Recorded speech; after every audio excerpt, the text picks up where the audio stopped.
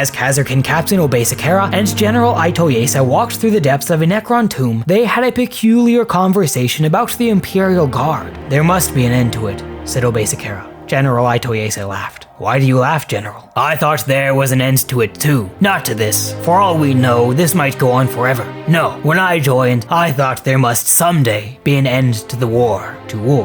How many soldiers have you lost already trying to rescue me? Too many. Not many officers of the Guard would answer thus. They train us to regard casualties as the inevitable consequence of what we do, of no more moment than the pile of spent bolter shells lying in the mud of a gun emplacement. Nonetheless, it is true. If I stopped to think of the worth of each life I have spent in the defense of the Imperium, I would be unable to issue another effective order. I try to tell myself that too, Aitoyesa chuckled. But there was no joy in his laughter. You are like me, Captain. You fight so that we might someday cease fighting. I was the same. I became a soldier in the hope that my service would play some small part in bringing peace. It sounds stupid, does it not? An end to war. But in truth, that is why I joined the Guard. Yes, I came from a military family, but I enlisted in the Astra Militarum because I hoped by my service to bring a bit closer the day when we might put aside our weapons. But as I rose in rank, I came to realize something, Captain. There will always be war. We will never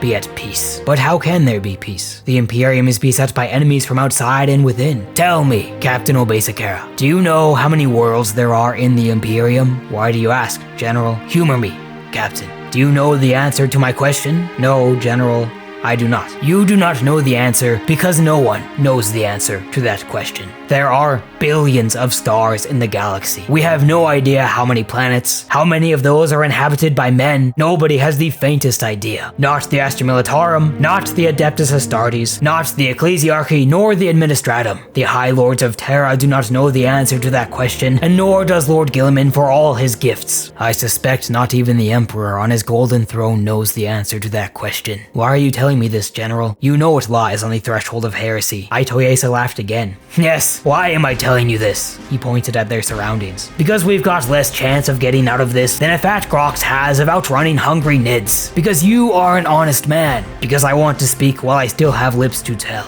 Because the Guard has done to you what it does to all its sons. Sacrifice you upon the altar of its generals' ambitions.